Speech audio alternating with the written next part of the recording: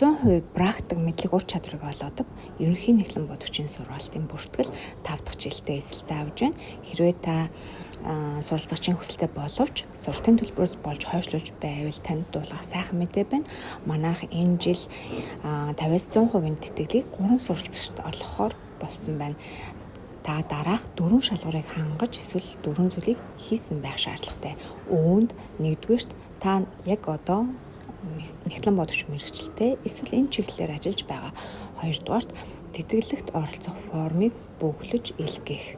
Гуравдугаарт доорх постыг өөрийн фейсбુક дээр паблик тохиргоотой шеэр хийх. Ингэхдээ мөн шуура болормоо хуудсыг меншн хийх, мөн доорх хаштагийг ашиглана. Энэхүү постын доор мөн тэтгэлэг гэж комент бичээрэй.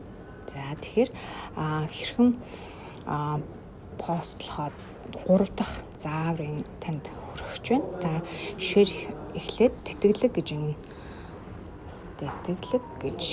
энэ постын доор комент бичижээ. Дараа нь шеэр хийх постын линк дээр дараад эсвэл манай пэйж дээр байгаа 2 сарын 23-ны постыг олоод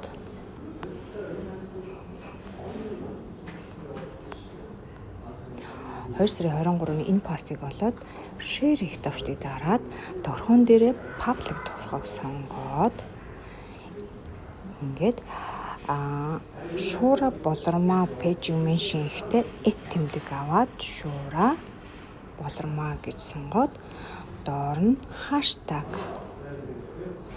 хаштаг аваад ерөнхий